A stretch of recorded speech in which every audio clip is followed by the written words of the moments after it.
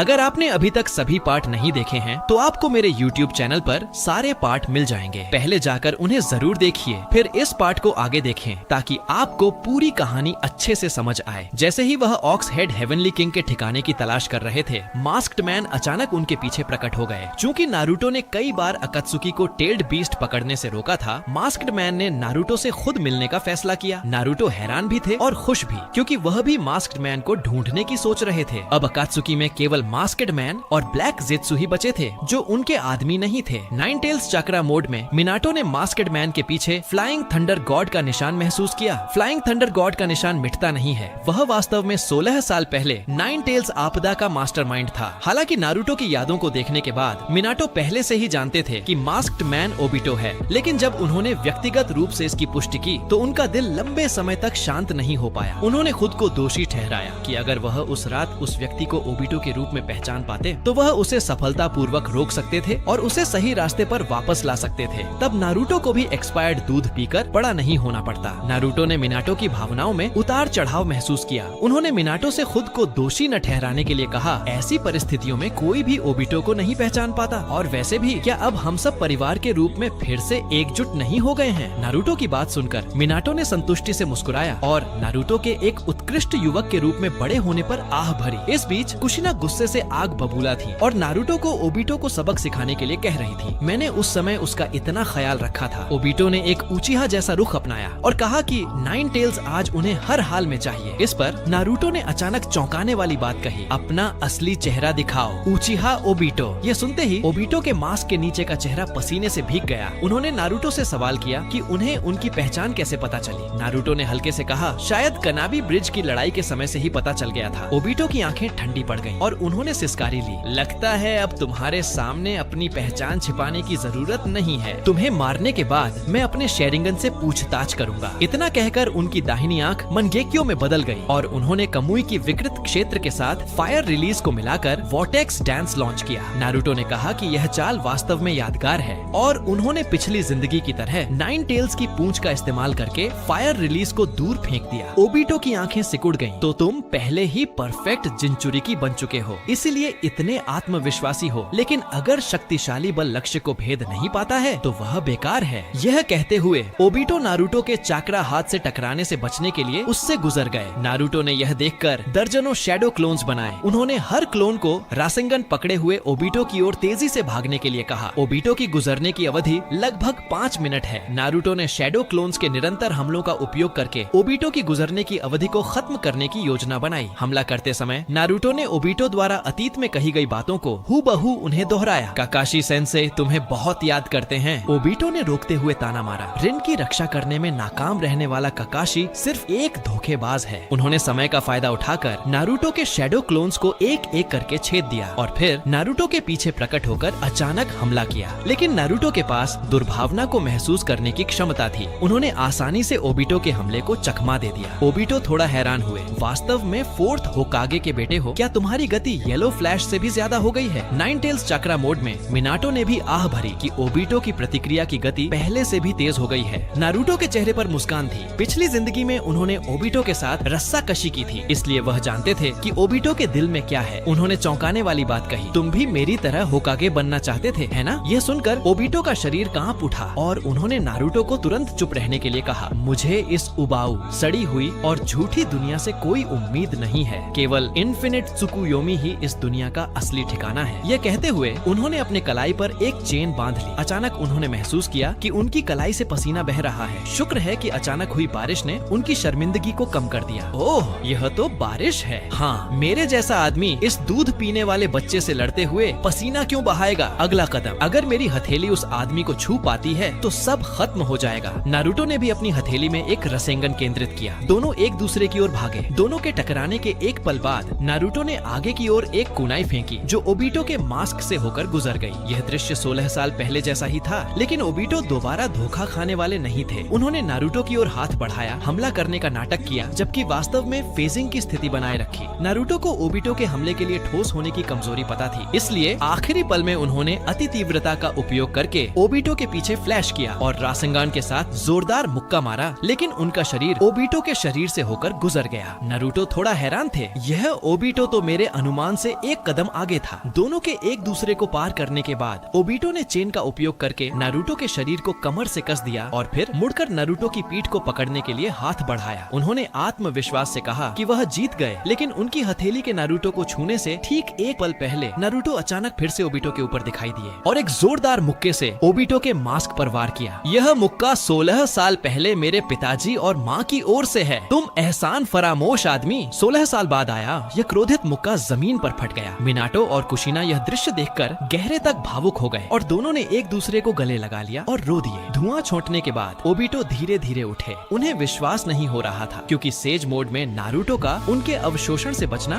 भौतिकी के नियमों का उल्लंघन था। नारुतो ने हल्के से मुस्कुराया। फ्लाइंग थंडर गॉड का निशान कभी नहीं मिटता। मैंने बस 16 साल पहले मिनाटो द्वारा तुम्हारी पीठ पर छोड़े गए निशान का उपयोग करके फ्लाइंग थंडर गॉड जुत्सु को सक्रिय किया। यह सुनकर ओबिटो को ठंडा पसीना आ गया। यह आदमी फ्लाइंग थंडर गॉड का उपयोग भी कर सकता है। उन्हें नारुतो की वास्तविक पहचान जानने की उत्सुकता बढ़ती गई। नारुतो ने अपना सिर खुजलाया और कहा कि यह कोई बड़ी बात नहीं है। मेरे पेट में 2 लोग हैं जो तुमसे मिलना चाहते हैं, लेकिन उससे पहले 16 साल पहले तुमने मुझ पर गर्म पैड लगाने का जो हिसाब छोड़ा था उसे चुकाओ। यह कहते हुए नारुतो ओबिटो की ओर तेजी से बढ़े। ओबिटो होश में आए और उन्होंने एक शक्तिशाली कमुई विकृत क्षेत्र जारी किया। उनके आंख से अचानक एक काले रंग का टेल्ड बीस्ट बॉल बाहर निकला जो जबरदस्त ताकत के साथ आगे बढ़ा। नारुतो हैरान थे। इस आदमी के पास टेल्ड बीस्ट बॉल कैसे है? अचानक उनके मानसिक स्थान में 3 टेल्स का चक्रा पानी की सतह पर उभरा। 3 टेल्स ने नारुतो को कारण बताया। ओबिटो ने उसके असली शरीर को कमुई डिमेंशन में कैद कर लिया था और वह उसे शरिंगन से नियंत्रित कर रहा था। नारुतो ने यह सुनकर अचानक महसूस किया। उन्होंने तुरंत टेल्ड बीस्ट में परिवर्तित होकर उड़ते हुए टेल्ड बीस्ट बॉल पर उंगली से वार किया जो बिना फटे ओबिटो के शरीर से वापस गुजरा और फिर दूर क्षितिज पर विस्फोटित होकर एक मशरूम क्लाउड बन गया। ओबिटो ने नारुतो की तीक्ष्णता की प्रशंसा की, लेकिन कहा कि इससे स्थिति नहीं बदलेगी। जैसे ही उनकी आवाज खत्म हुई, 3 टेल्स के 4 टेल्ड बीस्ट बॉल्स फिर से हमला करने के लिए आए। नारुतो ने तुरंत फ्लाइंग थंडर गॉड का उपयोग करके कोनोहा विलेज में वापस उड़ान भरी। टेल्ड बीस्ट बॉल्स से बचने के बाद फिर से मूल स्थान पर वापस आ गए। ओबिटो यह देखकर शांत हो गए। किसी को नहीं पता था कि इस समय उनके मास्क के नीचे क्या अभिव्यक्ति थी। इस समय नारुतो का कोतोआ मात्सुकामी फिर से शुरू हुआ। पिछली जिंदगी में ओबिटो के साथ रस्साकशी करने के कारण उनकी हर बात ओबिटो के कमजोर बिंदुओं पर वार करती थी। भले ही तुम उचिहा के नियंत्रण में रहे हो, तुम अभी भी ककाशी सेंसे के दोस्त हो, पिताजी के अधीनस्थ हो और सस्के की तरह उचिहा क्लैन के सदस्य हो और मेरे जैसे ही सपने देखने वाले सीनियर हो। इन चीजों को तुम कभी मिटा नहीं सकते। यह कहते हुए नारुतो के सिर के पीछे 9 ट्रूथ सीकिंग बॉल्स दिखाई दिए। ओबिटो ने नारुतो के 6 पाथ्स मोड को देखकर अनैच्छिक रूप से एक कदम पीछे हट गए। उन्होंने नारुतो से सवाल किया कि यह किस तरह की शक्ति है। इस समय नारुतो से निकल रहा दबाव उस समय के मडारा से भी ज्यादा था। नारुतो ने एक ओर ट्रूथ सीकिंग बॉल को भाले में बदला तो दूसरी ओर कहा, उचिहा ओबिटो के रूप में यहाँ आओ और अपने किए गए अपराधों की भरपाई करो। कुशिना ने तुम्हारी हर पल निगरानी कर रही है। ये सुनकर ओबिटो का दिल तेज धड़कने लगा। वह अनैच्छिक रूप से फेजिंग शुरू करने वाले थे, लेकिन नारुतो के ट्रूथ सीकिंग बॉल भाले ने एक ही पल में उनके दिल को छेड़ दिया। जैसे ही उन्होंने ट्रूथ सीकिंग बॉल भाले से ओबिटो के दिल को छेदा, ब्लैक जेट्सु और व्हाइट जेट्सु अचानक ओबिटो के बगल में दिखाई दिए। व्हाइट जेट्सु ने तुरंत अपने शरीर को कमजोर ओबिटो से जोड़ दिया। थोड़ा स्वस्थ होने के बाद ओबिटो ने अपने सामने चमकते हुए नारुतो की ओर देखा। एक पल के लिए हैरान रह गए और धीरे धीरे हवा में गायब हो गए। नारुतो ने यह देखकर उन्हें रोकने की कोशिश नहीं की क्योंकि वह ओबिटो को केवल प्रतिद्वंद्वी मानते थे, दुश्मन नहीं। निकट भविष्य में उन्हें ओत्सुत्सुकी क्लैन का एक साथ सामना करने के लिए ओबिटो के 2 कमुई की जरूरत होगी। उन्होंने भाले को वापस ट्रूथ सीकिंग बॉल में बदल दिया और 6 पाथ्स मोड से बाहर आ गए। कुरामा ने तुरंत ट्रूथ सीकिंग बॉल के उनके इस्तेमाल की तारीफ की कि वह पहले से ज्यादा माहिर हो गए हैं और पिछली जिंदगी की तरह लापरवाही से ट्रूथ सीकिंग बॉल को बर्बाद नहीं कर रहे हैं। नारुतो ने यह सुनकर गर्व से कहा, 6 पाथ्स की शक्ति मेरे पास है, इसलिए जीतना तो स्वाभाविक है। इस समय 2 जन्मों के युद्ध अनुभव के साथ 6 पाथ्स पावर की उनकी समझ उस समय के खुद से पूरी तरह से आगे थी। अब अगर उन्हें 6 पाथ्स उचिहा मदारा भी मिलते हैं तो वह डरेंगे नहीं। इस समय अकात्सुकी के बेस में ओबिटो ने पहले ही व्हाइट जेट्सु के शरीर का उपयोग करके अपने शरीर के छेद को मरम्मत कर लिया था। ब्लैक जेट्सु और व्हाइट जेट्सु को विश्वास नहीं हो रहा था कि दुनिया में कोई ओबिटो को नुकसान पहुंचा सकता है। ओबिटो ने अभी अभी नारुतो की शक्ति को याद किया, साथ ही फ्लाइंग थंडर गॉड जुत्सु को भी। थी। वह आदमी परफेक्ट जिंचुरिकी से कहीं ज्यादा है। उन्होंने ब्लैक जेत्सु और व्हाइट जेत्सु को 9 टेल्स जिंचुरिकी से सावधान रहने के लिए कहा। अगर वह मिलते हैं तो अस्थायी रूप से मिशन को छोड़ सकते हैं। ब्लैक जेत्सु और व्हाइट जेत्सु ने सिर हिलाया और बेस से भूमिगत होकर गायब हो गए। जब ओबिटो एक नया मास्क पहनने की तैयारी कर रहे थे तो उनके हाथ अनैच्छिक रूप से रुक गए। नारुतो की बातें उनके कानों में लगातार गूंज रही थीं, जिससे उनका दिल थोड़ा कांप गया। इस दुनिया से कोई उम्मीद नहीं होने का उनका दृढ़ विश्वास नारुतो के साथ मुठभेड़ के बाद हिल गया था। उन्हें समझ नहीं आया कि नारुतो ने उनके दिल पर लगे टैलिस्मन्स को क्यों हटाया और उन्हें सीधे क्यों नहीं मारा। इसके अलावा नारुतो मदारा की योजना के बारे में भी सब कुछ जानते थे। वह आदमी आखिर कौन था? संदिग्ध होते हुए ओबिटो वहीं से गायब हो गए। इस समय वैली ऑफ क्लाउड्स में हाइडान और काकुजु को 2 टेल्स युगिटो नी को पकड़ने का आदेश मिला था। इमॉर्टल डुओ के जोरदार हमले के तहत हाइडान को जल्द ही युगिटो का खून मिल गया। वह पागलों की तरह हंसे और लोहे की छड़ से अपने पैर को छेड़ने के लिए अनुष्ठान शुरू करने ही वाले थे, लेकिन तभी 8 टेल्स की एक पूंछ ने अचानक उन्हें जकड़ लिया और उन्हें अनुष्ठान के घेरे से बाहर फेंक दिया। युगिटो ने किलर बी की ओर अविश्वास से देखा और सवाल किया कि वह यहाँ क्यों थे। पहले युगिटो ने गांव को नुकसान न पहुँचाने के लिए काकुजु को अकेले में दूर एक एकांत जगह पर खींच लाई थी। किलर बी ने नारुतो की पिछली जिंदगी की यादें देखी थीं, इसलिए उन्होंने हमेशा एक पूंछ वाले क्लोन को यहाँ तैयार रखा था। इस बार आखिरकार उन्होंने वीरता से सुंदरी को बचाया। उन्होंने रैप करते हुए कहा कि वह नारुतो की अमानत को निराश नहीं कर सकते। इस समय हाइडन दौड़ते हुए अनुष्ठान के घेरे में वापस जाने वाले थे, लेकिन काकुजु ने अचानक टेंटेकल्स से उन्हें रोक दिया। हाइडन ने पीछे मुड़कर चिल्लाया कि काकुजु क्या कर रहे हैं। काकुजु ने गुस्से में हाइडन को अनदेखा कर दिया। वह आगे बढ़े और मुस्कुराते हुए कहा, तो आप दोनों नारुतो कुन के दोस्त हैं। पहले हमारी जल्दबाजी के लिए हमें खेद है। किलर बी यह सुनकर अचंभित रह गए। अचानक उनके रवैया में 180 डिग्री का बदलाव क्यों आ गया। काकुजु ने हंसते हुए कहा कि वह अपनी आय को नष्ट नहीं करेंगे। नारुतो अब उनके सबसे बड़े अमीर ग्राहक थे। युगिटो ने अपनी बड़ी आंखें झपकाईं और हैरानी से कहा, अकत्सुकी का लक्ष्य जिंचुरिकी को पकड़ना नहीं है। काकुजु ने दोनों को हक्का बक्का देखकर मानव आकार के 2 सोने के पिंडों जैसा महसूस किया। आखिरकार बातचीत के बाद किलर बी ने काकुजु को एक पूंछ वापस जाने और रिपोर्ट करने के लिए दी और दोनों ऑक्टोपस के पैर में बदले हुए किलर बी को खींचकर क्लाउड विलेज से चले गए। किलर बी को विश्वास नहीं हो रहा था, वह नारुतो तो सच में अप्रत्याशितता में नंबर 1 शिनोबी है। इस समय कोनोहा विलेज में नारुतो को एक छींक आई। अचानक वह और कुरामा दोनों गंभीर दिखने लगे, जैसे कि किसी बड़े दुश्मन का सामना कर रहे हों। कोनोहा के आसमान में एक मजबूत दुर्भावना प्रकट हुई। नारुतो ने महसूस किया और होकागे रेजिडेंस की ओर देखा। आने वाला व्यक्ति ओत्सुत्सुकी इशिकी का पात्र जिगेन था। ओबिटो को हराकर गांव वापस आए। कोनोहा के ऊपर अचानक एक काला स्पेस टाइम गेट दिखाई दिया। अचानक आई तेज दुर्भावना से नारुतो का शरीर अनैच्छिक रूप से ठहर गया और आने वाला व्यक्ति जिगेन था। नारुतो ने गंभीर चेहरे के साथ एक बड़ा दुश्मन सामने होने जैसा महसूस किया। उन्हें विश्वास नहीं हुआ कि जिगेन इतनी जल्दी दिखाई दे सकते हैं। जब जिगेन और नारुतो की आंखें मिली तो जिगेन का चेहरा भी गंभीर हो गया, क्योंकि नारुतो के अंदर की ऊर्जा उनके वर्तमान स्वरूप से भी ज्यादा विशाल थी। जिगेन के हाथ उठाते ही नारुतो ने तुरंत 6 पाथ्स मोड को सक्रिय किया और कई ब्लैक रॉड्स फेंकी। दोनों पक्षों की काली छड़ें हवा में एक दूसरे से टकराईं। जब नारुतो ने ऊपर देखा तो जिगेन पहले ही स्पेस टाइम निंजुत्सु का उपयोग करके कोनोहा से चले गए थे। नारुतो ने अभी अभी फेंके गए ट्रूथ सीकिंग बॉल्स को वापस लिया। जो कुछ देर पहले शांत दिख रहे थे वह अचानक गंभीर हो गए, क्योंकि जिगेन ने आसानी से उनके ट्रूथ सीकिंग बॉल्स को रोक दिया था। सीलिंग स्पेस में कुरामा धीरे धीरे उठे और हल्के से बोले, जब वह आदमी गांव में दिखाई दिया तो तुम डर गए थे, है ना? नारुतो पहले थोड़ा चुप रहे, फिर स्वीकार किया कि वह वास्तव में डरे हुए थे, क्योंकि पिछली जिंदगी में कुरामा ने खुद को जला दिया था उसी व्यक्ति से निपटने के लिए। कुरामा ने नारुतो को हमेशा की तरह झगड़ने वाले रवैया से अलग देखा तो वह थोड़ा भावुक हो गए। हालांकि उस समय बरियोन मोड इशिकी को हराने का एकमात्र तरीका था, लेकिन अगर नारुतो को कीमत पहले से पता होती तो वह कुरामा को ऐसा नहीं करने देते। उन्होंने कुरामा से कहा कि इस बार खुद से फैसला न करें। हालांकि वर्तमान में वह उस आदमी का सामना करने के लिए पर्याप्त मजबूत नहीं है, लेकिन अगर उन्हें थोड़ा और समय मिल जाए तो उनके पास उसे हराने का तरीका जरूर होगा। नारुतो को अपनी इतनी परवाह करते हुए देखकर कुरामा ने गर्व से कहा कि वह इतनी जल्दी उस तरफ नहीं जाना चाहते। इस समय नारुतो के मानसिक स्थान से बाहर जाते हुए देखकर उन्हें आखिरकार समझ में आया कि भविष्य में वह उसके लिए खुद को क्यों जला देंगे। सच में एक परेशान बेवकूफ। वास्तविक दुनिया में नारुतो ने मुट्ठी भींच ली।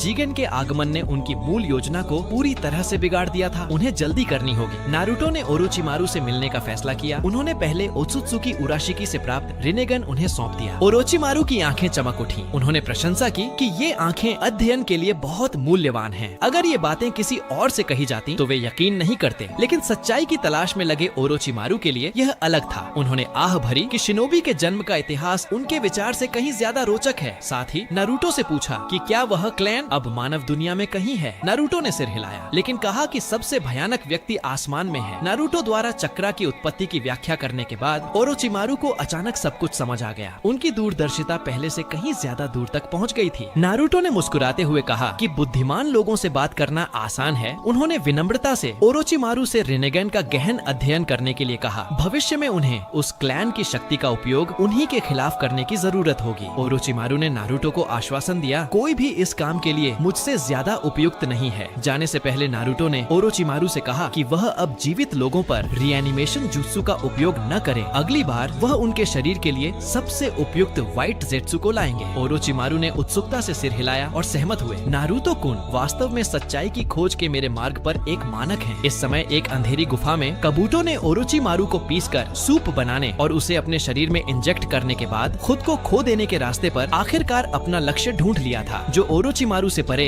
एक अस्तित्व बनना था। अब उनका 1/3 शरीर ओरोचिमारू की कोशिकाओं द्वारा निगल लिया गया था, लेकिन उन्हें इस बदलाव की परवाह नहीं थी, क्योंकि आखिरकार उन्हें ड्रैगन लैंड केव मिल गई थी, जिसे ओरोचिमारू भी छू नहीं पाए थे। जब तक वह यहाँ व्हाइट स्नेक सेज का सेज मोड सीख लेते हैं, वह जाति से परे एक ड्रैगन का अस्तित्व बन जाएंगे। इस समय किसी दूर के अंतरिक्ष में जिगेन अचानक स्पेस टाइम से बाहर निकले। नारुतो के साथ अभी अभी हुई संक्षिप्त मुठभेड़ को याद करते हुए उन्हें विश्वास नहीं हुआ कि नारुतो के स्तर का कोई शिनोबी मौजूद है और दूसरे व्यक्ति को उनकी खोई हुई असली पहचान भी पता थी। अपने दिल की भ्रम को दूर करने के लिए उन्होंने फिर से नारुतो से मिलने जाने का फैसला किया। जैसे ही नारुतो ने रिनेगन को ओरोचिमारू को सौंपा, सुनाडे ने अचानक उन्हें ऑफिस में बुलाया। सुनागाकुरे द्वारा भगोड़े मुकादे को पकड़ने में कोनोहा से मदद मांगने के कारण सुनाडे ने विंड कागे के साथ नजदीकी संबंधों वाले नारुतो को यह मिशन सौंपने का फैसला किया। मुकादे का नाम सुनते ही नारुतो को तुरंत पिछली जिंदगी की अपनी टाइम ट्रैवल यात्रा याद आ गई। उन्होंने युवा मिनाटो के साथ मिलकर अल्टीमेट रसेंगन का उपयोग करके उसे हराया था। पिता और पुत्र के अलग होने से पहले मिनाटो ने उन पर भूलने का जुत्सु लगाया था, लेकिन 6 पाथ्स पावर प्राप्त करने के बाद वह जुत्सु खुद ही खुल गया। 9 टेल्स चक्रा मोड में मिनाटो का चेहरा शर्मिंदगी से लाल हो गया। मुझे नहीं पता था कि वह जुत्सु इतना बेकार था। नारुतो के साथ यामाटो, साई और सकुरा भी थे। जब वे रोरन रूइंस पहुंचे तो नारुतो के दिमाग में रानी सारा की सुंदर आकृति धीरे धीरे उभर आई। इससे जिगेन द्वारा लाया गया दबाव काफी कम हो गया। नारुतो ने चुपचाप सेज मोड का उपयोग करके आसपास जांच की। उन्होंने देखा कि एक छोटी लड़की दूर से उनकी जासूसी कर रही थी। उनकी मुस्कान हल्की सी बढ़ गई। वह जानते थे कि यह लड़की सारा की बेटी थी। जब वे खंडहर पहुंचे तो मुकादे ने घमंड से कहा कि वे देर से आए हैं। यह कहते हुए वह मिनाटो द्वारा सील की गई वेदी से कुनाई निकालने ही वाली थी। नारुतो ने यह देखकर तुरंत फ्लाइंग थंडर गॉड का उपयोग करके उनके पीछे दिखाई दिए और उन्हें एक लात मारकर दूर फेंक दिया। सबने राहत की सांस ली, लेकिन इस समय नारुतो का चेहरा अचानक गंभीर हो गया। उन्होंने 6 पाथ्स मोड को सक्रिय किया और उनकी आकृति अचानक गायब हो गई। अगले ही पल 2 काली छड़ें हवा में टकराई। नारुतो ने ऊपर देखा और दांत पीसते हुए कहा, आखिरकार फिर तुम ही हो, ओत्सुत्सुकी इशिकी जिगेन। यह सुनकर जिगेन पहले हैरान हुए। यह आदमी सच में मेरी असली पहचान जानता है। उन्होंने नारुतो से सवाल किया कि उन्हें यह नाम कहां से सुना। नारुतो ने जवाब देने से मना कर दिया। वह तेजी से आगे बढ़े और 9 टेल्स क्यूबी नो तैजुत्सु गवन फुटो का उपयोग करके जिगेन पर हमला किया, लेकिन जिगेन की आकृति अचानक गायब हो गई। नारुतो थोड़े हैरान थे, क्योंकि शरीर को छोटा करने के बाद जिगेन की दुर्भावना भी गायब हो गई थी। अगले ही पल नारुतो तेजी से पीछे कूदे। जिस जगह पर वह पहले थे वहाँ अचानक दर्जनों काली छड़ें दिखाई दी। जिगेन गलती से एक तरफ दिखाई दिए। उन्हें विश्वास नहीं हो रहा था कि नारुतो अभी अभी काली छड़ों से बच सकते हैं। जब वह थोड़ा विचलित हुए तो नारुतो के एक क्रोधित मुक्के ने उनके चेहरे पर वार किया, लेकिन जिगेन के दूर उड़ने से पहले एक काली छड़ ने अचानक नारुतो के हाथ को छेदा। नारुतो ने लाचारी से पीछे हटना पड़ा। उन्होंने काली छड़ निकालकर घाव के भरने का इंतजार किया। सीलिंग में कुरामा ने नारुतो से ज्यादा देर तक लड़ाई न करने के लिए कहा। आखिर सस्के के सहयोग के बिना एक अकेले व्यक्ति के लिए इशिकी जिगेन का सामना करना आसान नहीं था। मिनाटो और कुशिना ने आखिरकार ओत्सुत्सुकी क्लैन के भयानक अस्तित्व को व्यक्तिगत रूप से अनुभव किया। यह सोचकर कि नारुतो का दुश्मन इस स्तर का व्यक्ति है, कुशिना को दुख हुआ कि नारुतो पर इतना भारी बोझ है। नारुतो ने जोर से जिगेन से कहा कि वह अपने पालतू जानवर के साथ मानव दुनिया छोड़कर चले जाए। जिगेन ने घमंड से घूरा, लेकिन उनका लड़ने का कोई इरादा नहीं था। उन्होंने हल्के से कहा कि अगली बार जब वे मिलेंगे तो वह हाथ नहीं रोकेंगे। यह कहते हुए वह स्पेस टाइम का उपयोग करके वहाँ से चले गए और फिर से दूर के अंतरिक्ष में दिखाई दिए। उन्होंने एक घुटने पर झुककर कहा कि जिगेन का शरीर बहुत कमजोर है। उपयुक्त पात्र ढूंढने से पहले वह नारुतो से बड़ी लड़ाई नहीं लड़ सकते, वरना वह वास्तव में खत्म हो जाएंगे। जाएंगे। इस समय यामाटो दौड़ कर आए और नारुतो से पूछा कि क्या वह व्यक्ति भी मुकादे का साथी था। नारुतो इशिकी की उत्पत्ति के बारे में संक्षिप्त परिचय देने ही वाले थे कि अचानक एक बैंगनी प्रकाश स्तंभ आसमान की ओर उठा। उन्होंने पीछे मुड़कर देखा तो मुकादे ने वेदी से सील की गई कुनाई निकाल ली थी और पागलों की तरह हंस रही थी। नारुतो को तुरंत एहसास हुआ कि कुछ गलत है। वह आगे बढ़े और कुनाई को वापस डालने ही वाले थे, लेकिन बहुत देर हो चुकी थी। नारुतो और जिगेन की लड़ाई के कारण रायुम याकू की शक्ति और ज्यादा विशाल हो गई थी और बैंगनी रोशनी ने मुकादे और नारुतो को तुरंत ढक लिया। यामाटो ने यह देखकर पूरी ताकत से आगे बढ़े और वुड रिलीज का उपयोग करके नारुतो को बांधने की कोशिश की। उन्होंने उन्हें वापस खींचने की सोची थी, लेकिन अंत में खुद भी फंस गए। नारुतो को तुरंत एहसास हुआ कि कुछ गड़बड़ है। यह बोरुतो द्वारा उन्हें अतीत में भेजने का एहसास था। उन्होंने तुरंत आंशिक नाइन टेल्स परिवर्तन सक्रिय किया और खुद को और यामाटो को ढक लिया। अंत में दोनों ओत्सुत्सुकी कगुया के शिनोबी वर्ल्ड में आने के युग में समय के माध्यम से आगे बढ़ गए। दोस्तों, अगर आपको ये वीडियो पसंद आया हो तो नीचे हाइप बटन दबाना मत भूलो। अगर वीडियो को लाइक और शेयर करना बिल्कुल मत भूलिएगा और हाँ, आने वाला पार्ट मिस न हो, इसके लिए चैनल को सब्सक्राइब जरूर कीजिए। आपका प्यार और सपोर्ट ही हमें और भी रोमांचक कहानियाँ लाने की ताकत देता है। यहीं पर इस वीडियो को खत्म करते हैं। मिलते हैं अगले पार्ट में। Everybody knows that I'm breaking down. Everybody knows I ain't faking now. Everybody knows my heart's faking now. Yeah, she hates me now, I made mistakes but now I don't ever wanna be alone. I don't really ever feel at home. On my own, in the zone, that's the only way I know. Feeling low, about to blow back up. I won't ever let the doubt creep in. Gotta pop a couple more aspirin. I don't think I'll ever let you in. Easier to break it off best friends. I don't really understand myself. I don't really understand, need help. I don't wanna be left on the shelf. Couldn't even hear me if I yelled. It's so cold.